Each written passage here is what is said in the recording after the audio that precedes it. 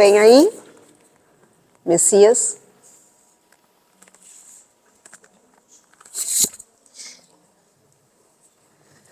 Olá, gente, boa noite. Vamos fazer a nossa oração. Tranquilizando nosso coração, nossos pensamentos, respirando compassadamente, nos fazendo presentes a esse conteúdo que será passado hoje para vocês, que ele nos faça trazer a percepção da importância das nossas atitudes, das nossas emoções e dos nossos pensamentos, para conosco e para com os outros. Que assim seja. Então vamos lá. Na semana passada, vou passar aqui rapidinho, tá? A gente falou sobre mediunidade, o que era médium, que é o intérprete que fica no meio do caminho, né? Como um maestro que passa as notas de uma forma que todos compreendam. Essa mediunidade, ela não tem nada a ver com religião, com idade, com cor. Ela pode ser ostensiva ou pode ser muito sutil. Não importa se você crê ou não em Deus, em qual tribo, em qual religião você pertence. Kardec coloca que ela não é exclusiva, não é um prêmio. E ela tem muito a ver com o nosso organismo. Nós falamos também que... Opa! Boa noite. Que é como se fosse... Vou aqui passar rapidinho. É uma energia neutra. Nós falamos bastante sobre olhar para fora, sair, né, da nossa torre. Essa é a base do espiritismo. Mas vamos aqui. Mediunidade. Ela não está presa em um momento, ela acontece desde que existe um ser humano na Terra. Não importa o nível de consciência dele ou não. Manifestação dos espíritos, aqui para conhecer as coisas do mundo visível e descobrir os segredos da natureza material, Deus concedeu ao homem a vista corpórea, os sentidos e instrumentos especiais. Com o telescópio ele mergulha o olhar nas profundezas do espaço e com o microscópio descobriu o mundo dos infinitamente pequenos. Para penetrar no mundo invisível, Deus lhe deu a mediunidade. Uma pessoa que contribuiu muito, é uma energia neutra, você pode usar para o bem ou para o mal. Uma pessoa que contribuiu muito com tudo isso foi René Descartes. Ele entendia que alguma coisa havia entre a matéria, que é o corpo, e algo externo. Ele não acreditava que estava tudo preso a um conteúdo somente material. Ele acreditava em algo além disso. Só voltando um pouquinho, que eu pulei uma parte, Kardec também coloca aqui que a mediunidade ela não foi descoberta, ela não foi criada, ela simplesmente existe, ela está aqui para servir. Ela está a serviço. E uma coisa também que ele coloca, que não é um privilégio meu, dele ou de um de vocês. Ela está presente em todos, em todos. A única diferença que Kardec pontuou, que ele só considera uma pessoa médium, aquele médium ostensivo. A pessoa que sonha, que tem intuição, ele não rotula como médium, porque senão acaba confundindo muito. Então ele só coloca como médium aquelas pessoas que conseguem ouvir, ver espírito, fazer comunicação. Essas ele coloca como médium para poder estudar, que fica mais fácil a compreensão. Vamos lá? E aí, por que Descartes é o que tá no meio disso? Obrigada. Ele era um filósofo do século XVI, quer dizer, 2 séculos antes de Kardec escrever o livro dos Espíritos. Ele era, além de filósofo, ele era matemático e gostava muito de medicina. Ele paquerava a medicina. Ele conseguia entender todos aqueles escritos, ele conversava com muitos médicos, e ele tem um amigo que morava longe e que relatou um problema de saúde, um sintoma. Em tudo que eu li não indica que tipo de doença que era, se era um vírus, uma bactéria ou um simples resfriado, ele não indica. E por conta disso ele começou a frequentar a faculdade de medicina, porque em nenhum dos livros que ele tinha, ele encontrou sobre essa questão, sobre essa doença. Então ele começou a conversar com os médicos, debater, aí o amigo devolvia a carta, era carta, né? Não era nem internet, telefone, que dificultava mais, porque demorava muito. E dava os sintomas, os novos sintomas, o que passou, o que não passou, e aí ele investigando. Até que chegou no ponto que ele começou a dissecar os cadáveres, para poder entender como é que funciona toda a fisiologia do corpo. Isso o encantava. E aí ele acabou percebendo que isso é uma máquina e algo move essa máquina. Porque se a gente morre, essa máquina cai. Então tem algo além disso. Só que os médicos da época, eles não concordavam muito. Falei assim, não tem nada a ver. O corpo é uma máquina, parou de funcionar, ela morre, ela cai. Só que assim mesmo, ele não estava contente. Para ele existia o corpo, máquina, material, e existia a mente. Era onde para ele essa alma, espírito, mente, alma se conectava. Alguns médicos entendiam que nesse mesmo sentido, que havia algo além, eram poucos, mas que essa conexão se dava através do coração. Ele questionava, falou assim, não, isso não pode ser, é no cérebro. Aí ele começou a dissecar cérebro também, e encontrou a glândula pineal. Deixa eu só voltar aqui um pouco, aqui ó. E ele encontrou a glândula. Para ele, ali é o ponto de encontro entre o corpo e a alma, mente. Por que ele entendeu isso? O nosso corpo, ele é repleto de terminações nervosas. Então, vibra, essa vibração é transportada por todo o sistema nervoso e aí o corpo sente. A mesma coisa ao contrário, lá fora está frio. Nosso corpo sente e transmite para o cérebro, em seguida devolver essa mensagem para o próprio corpo, como ele tem que reagir.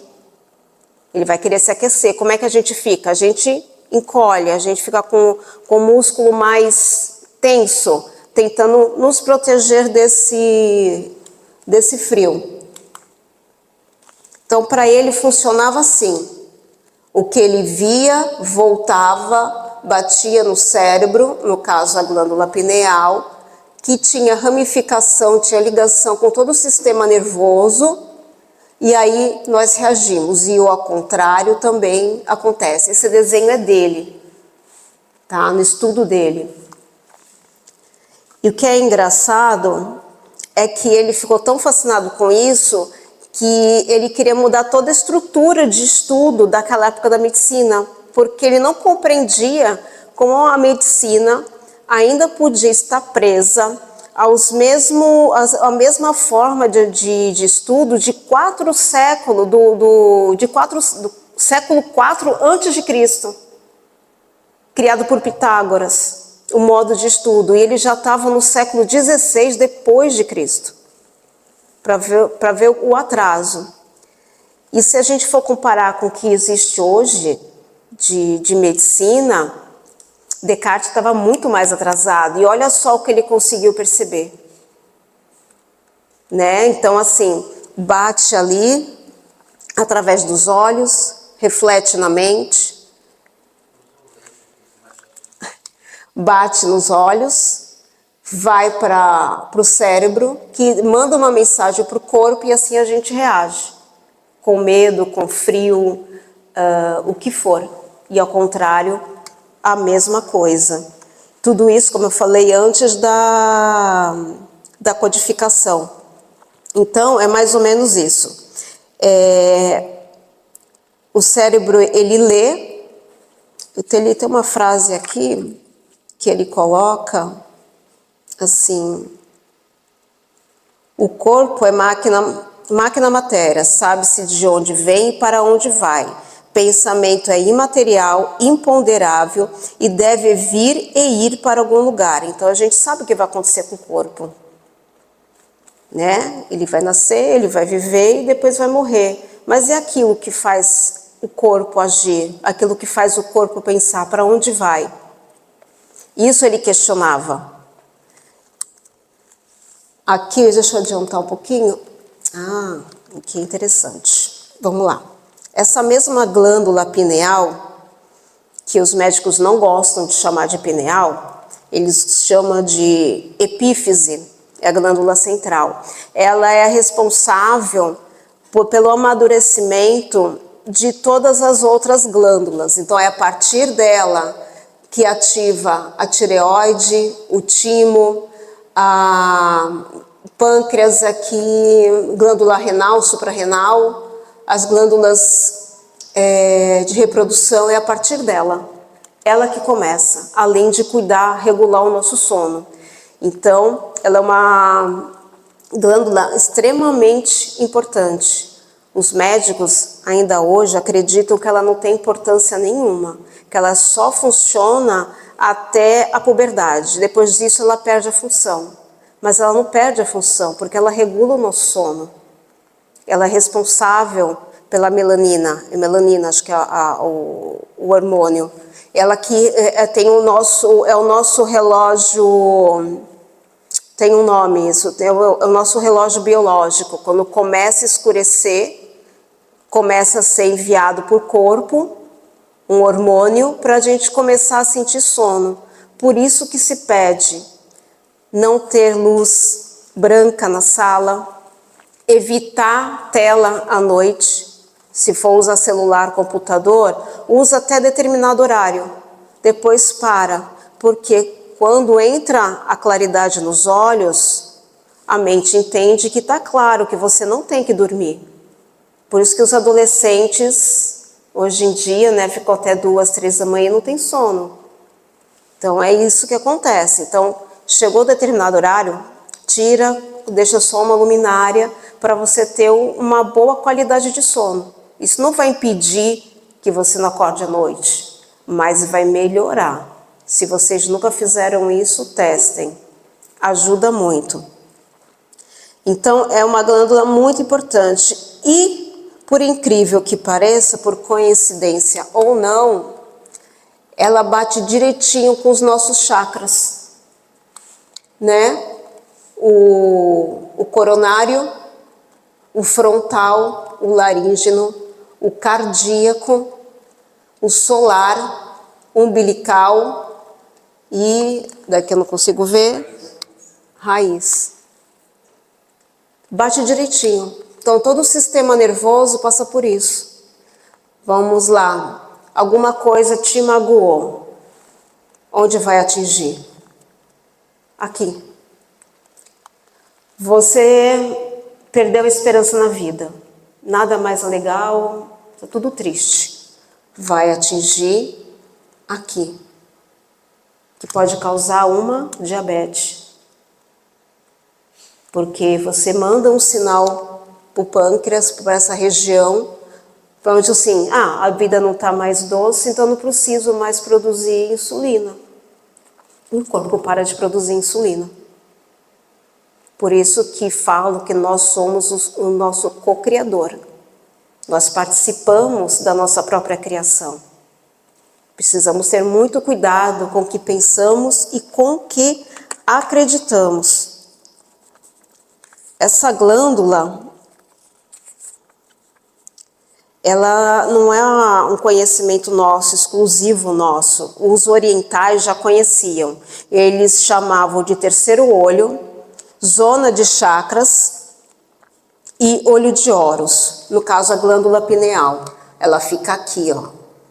Se passar um feixe do coronário e do frontal, nessa altura, ela fica bem no centro. Ela recebe mensagem de todo o corpo, de cada parte desse corpo. Ela está ciente de tudo que acontece com a gente. E ela fica ali, no escurinho. Por isso que ela regula o nosso sono. Eu não consigo lembrar o nome do... Oi? Não. Ela tem um nome, essa regulação do sono.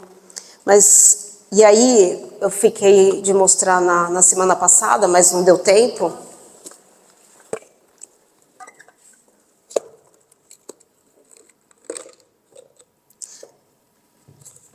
Ela lembra isso aqui. O mapinha. Ela é isso aqui. Exatamente nesse formato. Só que minúscula.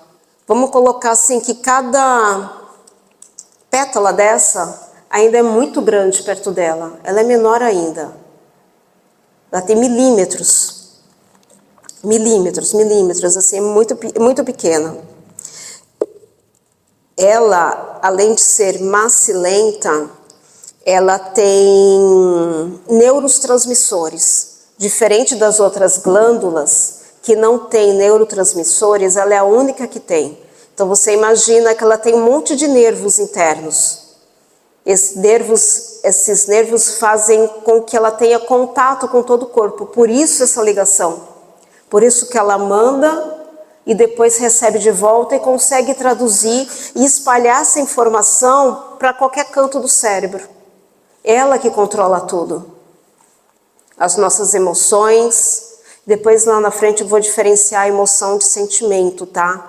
Que todo mundo confunde e é bem, assim, é parecido, mas é diferente. Inclusive, essa glândula, ela serviu de matéria de estudo para um formando em medicina na PUC. Deixa eu ver se já vai vir aqui. Aqui é o cérebro, do estudo desse rapaz. O que ele verificou estudando, dissecando o cérebro, ele não, né? Com os estudos de Descartes, e aí atiçou a curiosidade dele, ele foi atrás, e aí estudando ele colocou assim, que ela é formada por cristais de hidroxapatita. É uma variação mineral da apatita. Esse mesmo cristal está nos nossos dentes e nos nossos ossos. Só que diferente deles, nessas regiões, eles formam filetes na glândula pineal, porque isso que dá esse aspecto de pinha. Eles formam filetinhos. E é através dela que expande campos eletromagnéticos, que seria a nossa mediunidade. Mas vou voltar aqui ao cérebro. Aqui, ó, tá a glândula. Isso porque está super aumentado. Mas ela tem milímetros. Isso tudo aqui é o cérebro mesmo, tá? Não é desenho, não é IA. É o cérebro. Aqui, ó, tá a glândula. É que eu tô com óculos, o óculos é para perto, né? Aí eu não enxergo de longe. Aqui tá ela. Ela é responsável por tudo isso e mais o corpo. Ela que vai vendo, ó, aqui é o início do sistema nervoso, vem aqui e aí espalha para todo o cérebro. Aí depois manda de volta e desce. E assim vai. Isso é frenético. Tá? O que a gente está vendo aqui está sendo assimilado e está gerando algo no nosso corpo. Né? Curiosidade, medo, nojo, porque é um cérebro. E a gente não percebe porque é tão rápido. Aqui, ó, ela aqui, também cortada ao meio, glândula pineal. Eu nunca imaginei que um rapaz, um médico, que ia estudar glândula pineal numa faculdade da PUC de medicina. Achei que eles iam estudar qualquer coisa, menos isso. Então, os antigos, vou trazer uma sequência de imagens que lá atrás, todo mundo já conhecia a glândula pineal, mas sem dar um nome. Aqui é o olho de Horus, olha o desenho. Seria equivalente a isso aqui, ó. E aqui é o olho, essa região aqui. Tá vendo, ó? Esse desenho aqui é equivalente a isso aqui, ó. No Egito, onde não tinha, né, assim, conhecimento, entre aspas, de nada. Aqui também é um colar. Salvo engano, isso aqui é em Roma. É o que está escrito aí, Roma? Deixa eu ver aqui. Não, aqui tem.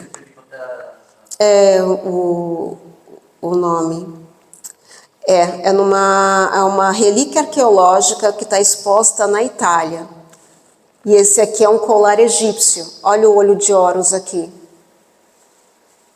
Aqui não parece com a pineal? Com a pinha? Aqui, Anunnakis, que a gente conversou lá no começo. Os deuses astronautas, os gigantes. Aqui. Aqui é em Camboja. Um templo em Camboja. Buda. E olha o que tem no cedro. A Igreja Católica, ela esconde muita coisa. Muita coisa. Porque quem detém o conhecimento, detém o poder. Então não é interessante. Eu não sei se alguém já viu aqui o filme Em Nome da Rosa. Mostra direitinho isso. Quando não sei se eram freis, e achavam essa sala onde estavam vários livros escondidos, começavam a ler e aí ficavam encantados com aquilo. Nossa, olha esse conhecimento. E naquela época, depois que liam, eles morriam para não passar para ninguém, porque as páginas foram todas envenenadas. E eles, porque eles faziam assim, passava, depois virava outra página. A maneira deles chegavam. Exatamente, eles morriam. Veneno. Exato. Para ninguém passar o conhecimento, ninguém ter esse conhecimento. Muitas coisas porque Cristo passou, que ele ficou na adolescência até voltar com 33 anos, esse tempo a gente não sabe de nada do que aconteceu com ele. Mas o que tem de conteúdo é que ele percorreu o Egito, Grécia, todas essas regiões, e adquiriu muito conhecimento que hoje a gente entende como místico, mas não é místico, está ali. Tem alguns outros que indicam que ele chegou até a Índia. Então ele só foi tomar para ele, pegar para ele aquilo que está à disposição. Ele já veio com um propósito, só que ele precisava pegar o conteúdo para poder assimilar, porque ele não lembra, ninguém lembra de nada, né, quando encarna. Mas estava acessível, é acessível, ele só foi buscar o conteúdo. E muito desse conteúdo foi modificado quando passado para o Novo Testamento. Foi alterado, tem muita coisa perdida. Muitos apócrifos que a gente não tem conhecimento. E está tudo lá, guardadinho na igreja. Suzana, eu peguei um livro agora que chama Ana, a avó de Jesus. E eu estou no comecinho. E aí ele fala que a Ana, ela não aparece ela em lugar nenhum. E ela era o começo de tudo. E é como chegou até Jesus, porque ela concebeu a Maria, a filha, como a Maria concebeu Jesus. E aquilo tudo foi escondido, e aí acharam pela teologia, Isso. os rolos de Mar Negro. E eles colocaram, tem no museu, em Jerusalém, esse rolo, esse pergaminho, e ele conta toda a história desde aquela época. Mas por que fizeram isso? Hoje ainda é um pouco assim, mas naquela época era pior. Mulher não era gente. E ela foi como que se fala? Ela foi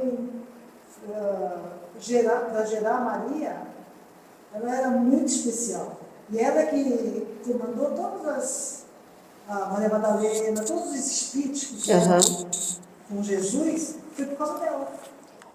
Então, voltando, a mulher não era gente, a mulher não era vista, não era ouvida, não era respeitada, era comercializada como se fosse um objeto. Estava ali para gerar e acabou. E aí, por isso que muitas coisas foram retiradas, inclusive todas as anotações de Maria Madalena. Ela que conviveu mais diretamente com Jesus. Tudo isso está ali, guardadinho em algum lugar, reza a lenda, dentro do Vaticano, onde ninguém tem acesso. Então, muita coisa a gente não sabe. E aí veio a Idade Média, que é a Era das Sombras, e deixou tudo muito mais sinistro, porque mudou tudo. Quem detinha o poder, o conhecimento detinha o poder. Poder com quem estava? Com o Papa. Nem com o rei, era com o Papa. Não é? Porque ele foi escolhido na terra para representar Deus. Então todo mundo temia o Papa, os cardeais. Então, vamos lá. Alguém quer segurar para ver mais de perto? Não? Todo mundo já conhece a pinha? Então não tem problema, né?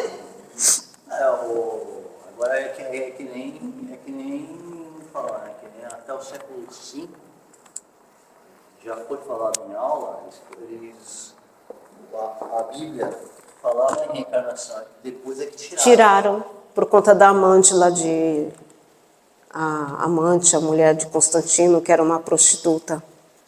Porque ela não queria, tinha medo de reencarnar como prostituta novamente. Então ela mandou tirar isso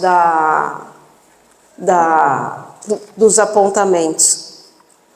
Então, por ser uma condição orgânica, a glândula pineal, então pode ser que o Arlindo tenha, a glândula seja, vamos dizer, com esses cristais mais curtinhos e em menor quantidade.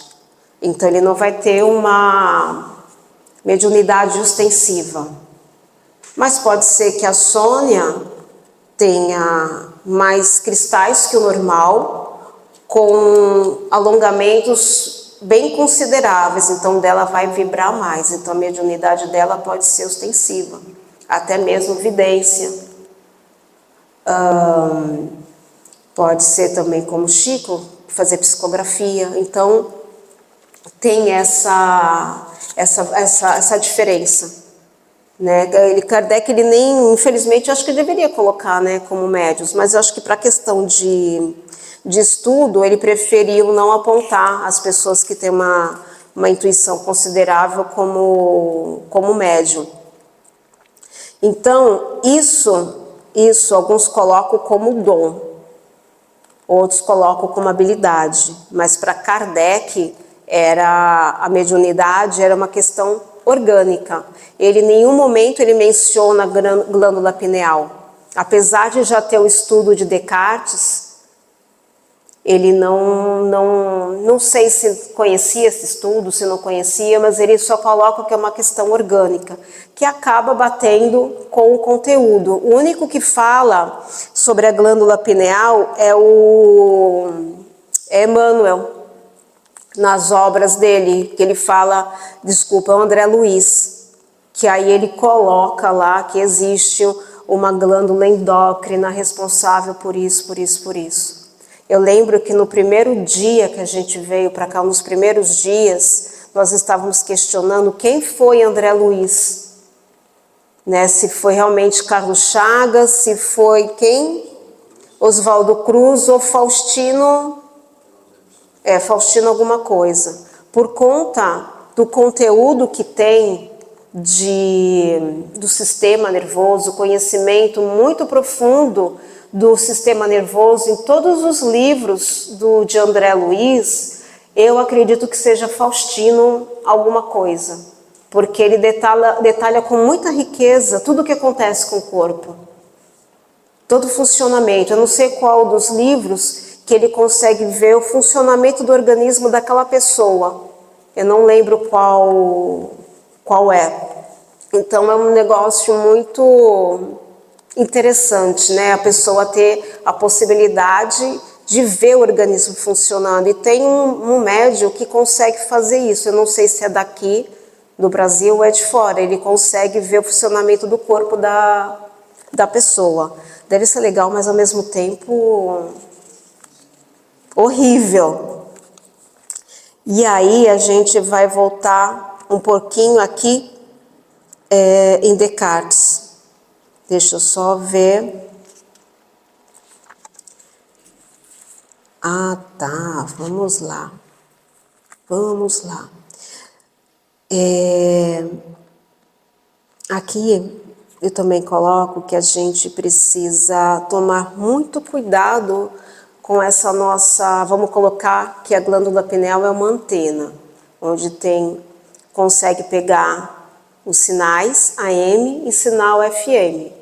Então, vamos colocar que o sinal FM é aquela pessoa que tem uma glândula menorzinha, com poucos cristais. Então, é aquela pessoa intuitiva, que tem sonhos. Inclusive, há 2 semanas atrás, eu sonhei que eu estava vindo para cá e que eu esquecia a pinha e voltava correndo. E não é que aconteceu hoje? Não foi? Porque eu esqueci de... Faustino Esposel. Se vocês forem procurar,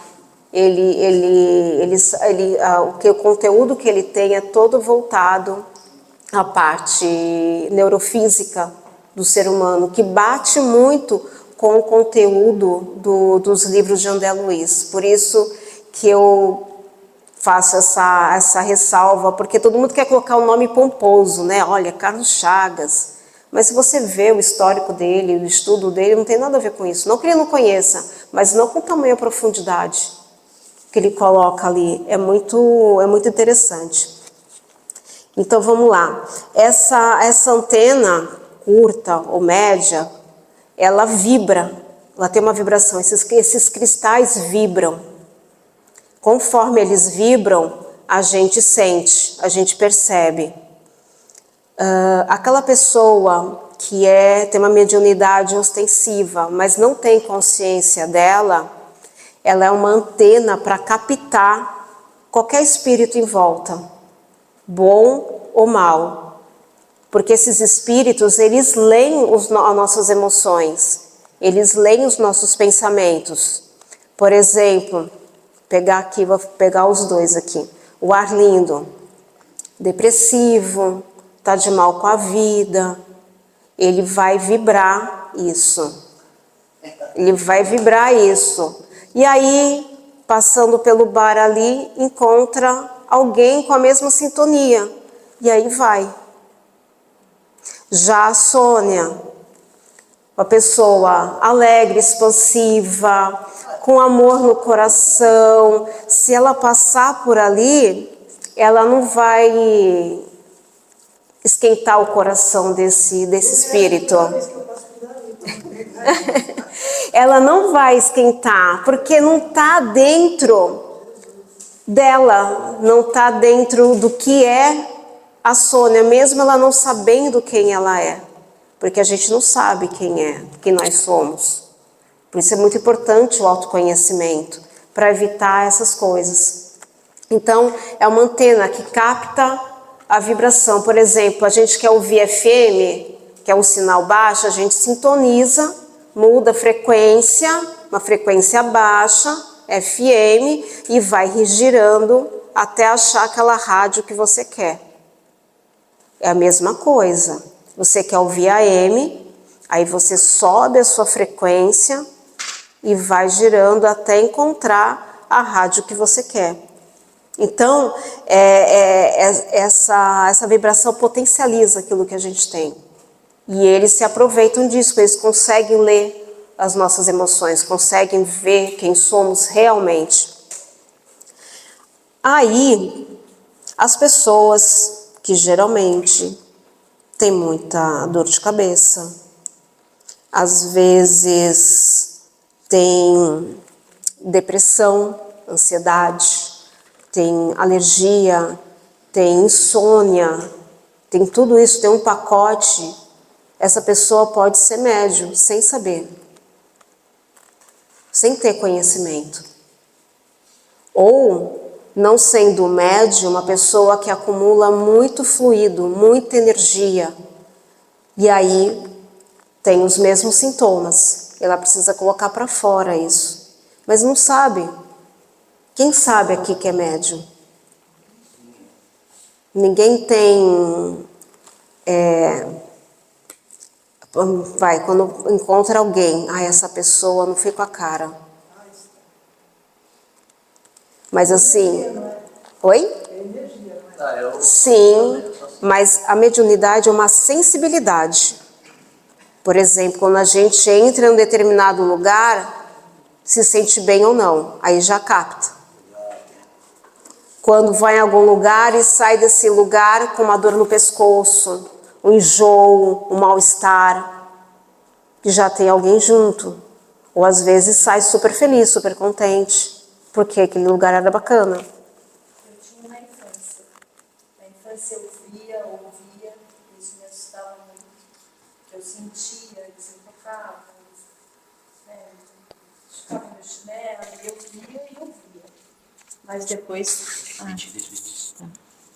Na infância, eu via e ouvia, né? Então isso me assustava muito, porque eu sentia, eu via, eu acordava à noite, estavam eles lá sentados, muito iluminados, mas eu gritava.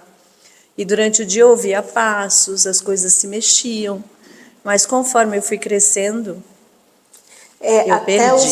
Até os 7 anos de idade a gente tem muita ligação, porque não aconteceu toda...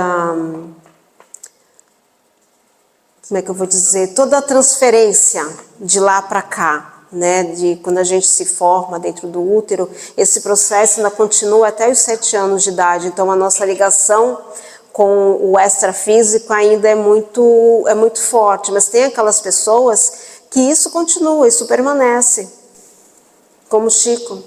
É por isso que muitas crianças, a gente tem notícia de crianças que com 2 anos, 3 anos, tocam piano, bateria. Não. Não é por isso que eles trouxeram isso da... mas isso não é mediunidade. Tá. Isso é lembrança de outra vida que ainda permanece, mas não é mediunidade. Mediunidade, lembra, é a ponte, é a comunicação entre o mundo extrafísico e o mundo físico. Quando eu- Certas crianças, a criança ela não se coisiona, então. Por isso que tem certas crianças que têm amigos invisíveis. É, isso mesmo. Isso mesmo. Não, meu amigo aqui, ó, tá aqui. Então, provavelmente uma pessoa que tem um desequilíbrio emocional, não é regra, tá? Um desequilíbrio emocional, alergia, provavelmente tem um pezinho na mediunidade. Quando eu estava grávida da minha filha, eu a vi num sonho, uma menina parecida comigo. E ela chorava, chorava. E eu falava, meu Deus, mas por que ela está chorando? Passou. Quando ela nasceu, depois, quando ela tinha uns 6, 7 anos, ela sentou na cama, fez assim com as perninhas, né? Olhando, com os olhinhos abertos, e chorava. Eu falei, o que foi, filho? Amandinha. Aí ela passava. Um dia ela sentou de novo, chorou, com os olhos abertos. Aí eu falei, filha, fica aqui, olha a mamãe. Ela falou assim, você não é minha mãe. Eu falei, Amanda, sou sua mãe. Ela falou assim, você não é a minha mãe. Aí meu marido falou, aí eu fiquei nervosa, falei, não, Amanda. Ele falou assim, você não está vendo que ela está dormindo? Eu falei, ela está de olho aberto. Ele falou assim, não, ela está dormindo. E ela falava que eu não era a mãe dela. Imagina se você tivesse esse conhecimento hoje, lá atrás. Você teria tratado de outra forma. Na hora eu fiquei chateada, porque ela chorava, então eu queria acalmá-la, né? E ela falava, você não é minha mãe. Imagina o desespero dela. E tu sabe que ela tem uma coisa que ela não gosta de fruta. A única fruta que ela come é a banana. Ela nem passa. Eu falava para ela, Amanda, cheira a fruta, pega na fruta. Ela falava assim, não. E ela não passa. Se você está no supermercado, tem uma banca, ela vai ao contrário. Isso até hoje. Ela tem 38 anos. E aí, uma vez ela foi numa médica de homeopatia, e aí a médica falou para ela assim, mas isso é esquisito, vai procurar saber por que você não gosta. Então, eu comecei a pensar, pode ser, ela teria que procurar uma regressão. Sim, ela alguma poder coisa saber. que ela viu, alguma Exatamente. coisa que ela... Mas essa passagem dela pequena, se você tivesse o conhecimento de hoje, você a confortaria e falaria, eu sei que eu não sou a sua mãe, mas nesse momento eu estou a sua mãe, que aí facilita. E ela me fala cada coisa, assim. Por isso que o conhecimento liberta. Ela fala, sabe, ela mora longe, né? Ela mora na Irlanda, e a gente se fala todo dia. E às vezes ela fala cada coisa, que outro dia ela chorou, por causa que ela quer fazer quer tirar a carta, e a professora falou que ela ainda mal. Ela chorou, aí eu falei para ela, filha, não chora. Aí ela falou assim, mãe, você não pode fazer assim com as minhas emoções, sabe por quê? Eu tenho a minha vida assim. Eu tenho meus sentimentos, você não vai me confortar. Ela quis dizer assim, que eu me faço. Era só para ouvir, ela só queria que você ouvisse. Eu ouvisse, ela falou assim, não adianta, nem que você queira, você não vai conseguir. Me confortar. Não precisa ficar triste. Ela falou. Sim, não precisa mesmo. Eu tenho a minha vida, assim, eu tenho que seguir o meu caminho. Tem que cortar o cordão umbilical. Ela não falou uma coisa, ela não falou uma coisa. Tem que cortar o cordão umbilical.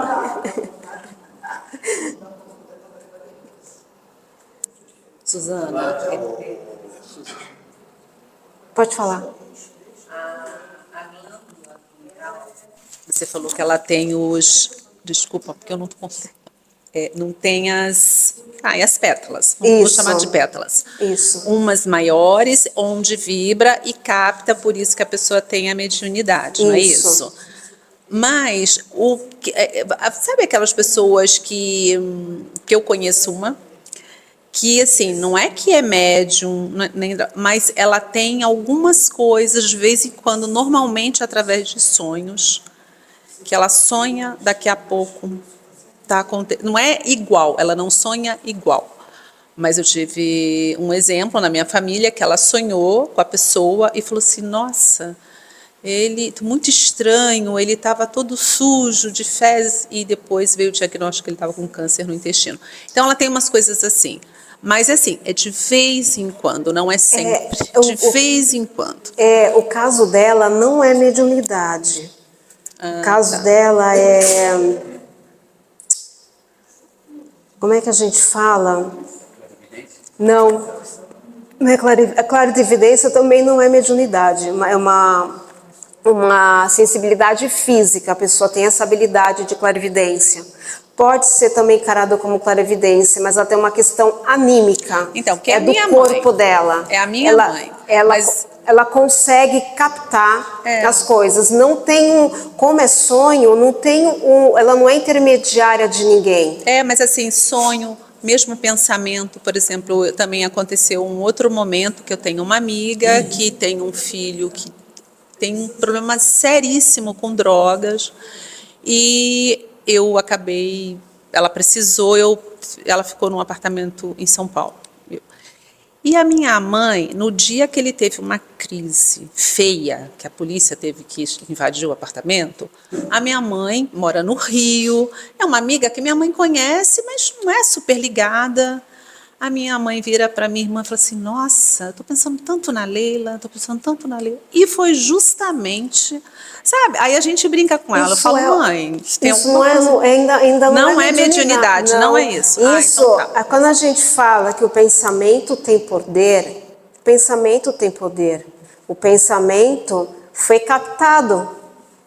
Foi captado. É uma ligação que existe. Por exemplo, entre eu e o Messias, às vezes acontece dele falar tal coisa, e aí eu falo, nossa, eu estava pensando nisso. Não, até entendo que É essa vibração, é uma vibração que existe entre as pessoas, às vezes por afinidade ou porque o pensamento está tão forte que consegue alcançar, como uma clarividência, alcançar onde a pessoa está e voltar com a informação. Porque é estranho, porque assim, ela não tinha contato, sabe? Assim, não tem ligação, não é uma pessoa que vive com ela. Que agora não vai dar, mas na próxima semana vai dar mais ou menos para entender isso através do perispírito. Aí vai ficar mais... Eu não estou dizendo que é isso, mas pode ter uma ligação. Uma dúvida, tá tendo a novela agora, né, A Viagem, né, tá tendo o remake da Viagem. Pela quinta vez. E tem duas irmãs, né, a Diná e a Estelinha. Né, a Diná sabe quando a Estelinha tá para chegar ou quando a Estelinha tá para ligar, ou a Estelinha sabe quando a Diná tá para chegar ou quando a Diná tá para ligar.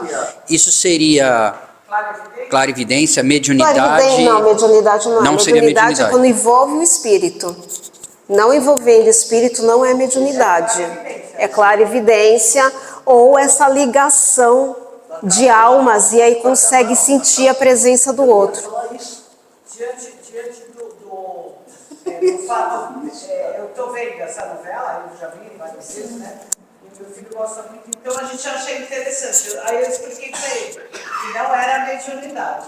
Não, É uma sintonia. uma sintonia fina entre essas pessoas, que pode vir de uma outra vida, como mãe e filha, novamente duas irmãs, mas é uma união como se fossem alma gêmea, porque alma gêmea não é só o casal. Sim. Alma gêmea são almas gêmeas, até porque a alma, o espírito não tem sexo. Ele precisa de um gênero quando encarna, para poder passar por tudo que ele precisa para poder evoluir. Do contrário, não tem sexo. Susana, eu tenho uma história que eu acho muito interessante.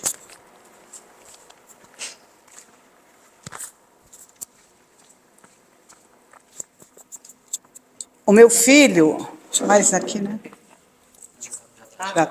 O meu filho, ele namora com uma moça que, quando eles começaram a namorar, ela tem duas crianças. O menino tinha 5 meses, hoje ele tem 6 anos, e a menina tinha 6 anos, hoje tem 12. E o Felipe, eu sou muito próxima dele, E ele gosta muito de festa. Desde bebezinho ele gosta muito de festa. E todas as festas eu levo quando, né, ele é convidado e tal. Quando é criança, quando é adulto, ele gosta. E uma vez ele falou um negócio para mim que eu me arrepiei todinha.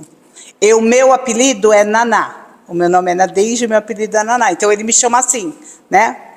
Naná, aonde eu morava, tinha muita festa. Isso é uma coisa assim que, sabe, Flá lá era muito legal. Então, aí é uma mediunidade, né? Já vem de uma outra história. Não necessariamente. Não, de um processo reencarnatório, né? Isso, isso. Por exemplo, o meu sobrinho, quando tinha 5 anos de idade, eu levei até a casa do Messias E lá ele falou assim, cadê seu irmão? Acho que eu já falei isso aqui.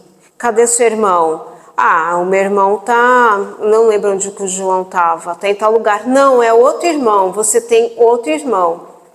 E aí ele parou, ficou pensando. Sim, ele teve um outro irmão. Também o primeiro filho do casal, que também se chamava Messias. Eu tive um irmão que nasceu, foi da minha mãe, meu pai foi casado com uma outra senhora, né? E ela teve um filho chamado Messias. Aí, no parto, o médico falou, ou eu salvo a sua esposa ou eu salvo o seu filho. Então meu pai falou, não, salva a minha esposa. Só que não deu para salvar nenhum dos dois, né? Então nasceu o menino, mas ele logo morreu, e depois faleceu a esposa do meu pai. Quando meu pai casou com a minha mãe, aí teve eu e meu irmão. E o meu sobrinho dela tinha 5 anos. E nesse caso, eu não vou dizer que é uma mediunidade, mas ele conseguiu perceber a existência de alguma outra coisa ali. Não sei se do irmão dele, ou ele captou alguma vibração de alguma peça, talvez de roupa que tivesse lá. Alguma coisa ele captou, mas eu não posso dizer que ele teve uma comunicação mediúnica. Justamente porque é uma criança, ele pode ter, quem sabe, ter sido um amigo, alguma coisa desse menino que não nasceu e captou, através do Messias, essa vibração, né? O meu sobrinho, quando ele tinha 5 anos, mais ou menos, ele via um índio e ele ficava muito assustado com aquilo. E aí, na época, eu já frequentava o centro, eu levei ele no centro. E não era destino dele ficar com aquele índio, porque alguns têm os amiguinhos espirituais que levam para a vida inteira. No caso dele, não era, então afastaram. Entendeu? Não era o momento para ele ainda. Mas era... É por isso, até chegar nesse ponto, é por isso que a gente não coloca a criança para desenvolvimento mediúnico. Pessoas que fazem uso de medicamento muito forte para ansiedade, depressão, usuário de drogas, lícitas ou ilícitas. E também, no meu entendimento, não cabe colocar em desenvolvimento mediúnico quem tem alguma debilidade mental. No centro que eu ia, tinha uma moça que ela tem retardo mental leve. E ela queria ser médium, participar de uma mesa mediúnica, desenvolver essa mediunidade. Eu não estou dizendo que ela não tem, mas como você colocar uma pessoa que não dá conta dela mesma, ela não tem percepção, às vezes, da realidade, colocar numa mesa mediúnica? Você tem que ter muito cuidado, igual criança. Como é que você vai colocar uma criança numa mesa mediúnica? Não vai saber explicar com palavras o que está sentindo, pode ficar com medo, não entender aquela angústia, aquele desespero, porque às vezes que a pessoa que tem uma mediunidade muito, muito sensível, ela consegue sentir a dor do espírito, consegue ver o que o espírito está vendo. Então, como colocar uma criança para isso? Como você colocar uma pessoa com uma capacidade intelectual reduzida? Como você colocar um viciado, seja em álcool ou droga, que está com os canais todos abertos, porque lembrando que a glândula pineal fica no cérebro, ela vibra, ela tem terminações nervosas. Como é que você vai colocar um alcoólatra numa mesa mediúnica? Que afeta todo o sistema nervoso. Então, tem que ter muito cuidado. A pessoa tem que estar consciente, tem que saber, é isso que você quer? É isso que eu quero. Mas se você não quiser, então tá, eu não quero, como é que eu faço? Vai para o estudo, participa de palestra, vai conhecer, vai arranjar um propósito para poder pegar todo esse conteúdo, essa energia e esvaziar para alguma coisa. E não ficar só com você e sofrendo. Porque isso traz sofrimento. Você vive numa angústia que você não sabe o que é. E nesse sofrimento, a sua vibração, a sua sintonia desce. Entendeu? Por isso que tem muito suicida, muita gente que foi internada como louca. Porque a sintonia baixa. Baixou, você abriu a guarda, arrombou a porteira. E aí, se não tiver muito boa vontade, e conhecimento de si, se perde. Sabe o que eu acho?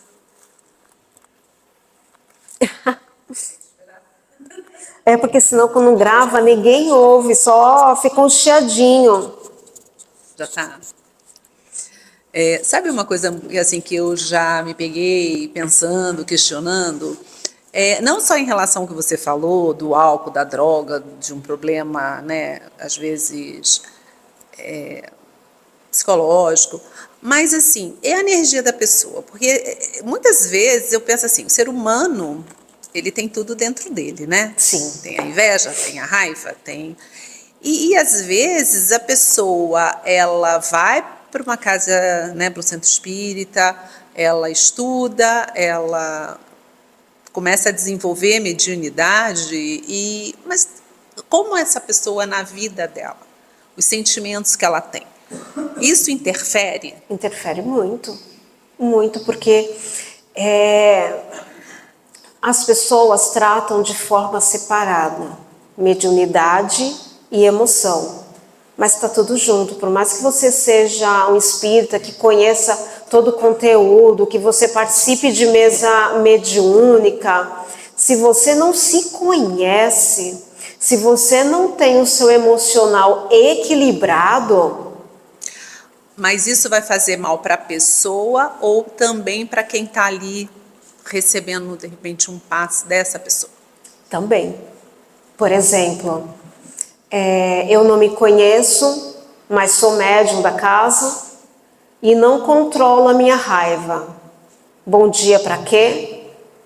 Boa tarde para quê? E aí eu vou lá dar passe. Que condições eu tenho de fazer isso? Então, mas aí eu estou tomando esse passe. Eu, como a Você, Luciana... se você tiver uma mediunidade, você vai sentir que aquilo não está legal. Você não vai sair bem. Ou você pode de alguma forma, porque não existe só o médium, tá? O médium é o canal. Sim, mas tem tem uma rede espiritual, pode ser que te proteja. Mas como saber que aquela pessoa não está bem? É aí que a gente vai entrar nas emoções. Que aí você vai perceber isso. A gente não sabe do médium. Obrigada. Só para não parecer devagar.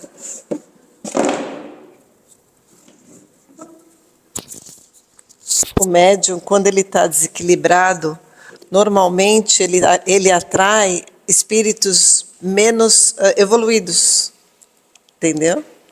Eu, assim, agora no meu entendimento, se ele vai dar um passe e a pessoa está equilibrada, não vai passar, no meu entendimento.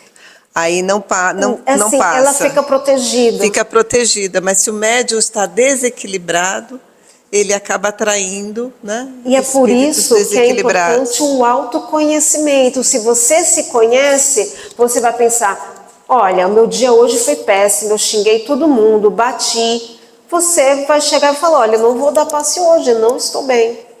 Meu dia foi péssimo, foi horroroso, ou só para ajudar ainda comi carne vermelha, porque quem trabalha em casa espírita, a gente pede para que no dia que tem tarefa, passe ou mesa mediúnica, a gente é aconselhado a não comer nada pesado.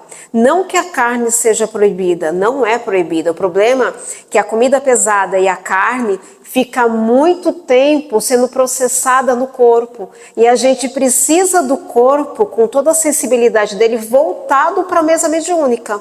E não trabalhando porque você comeu muito. E aí você não tem a percepção.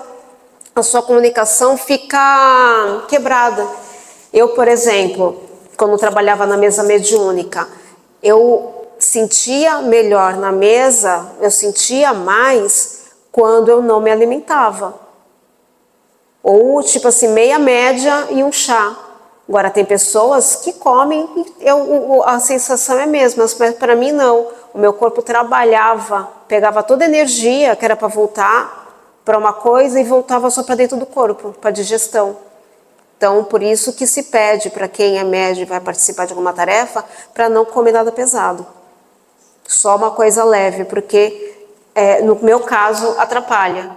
Quando eu não me alimento ou de forma muito leve, Dá para você ver a tela mental, não? Dá para você ver o que aquele espírito viu. Você consegue sentir o coração apertado, você consegue sentir a falta de ar que ele sentiu, você consegue se ver naquele mesmo lugar de afogamento.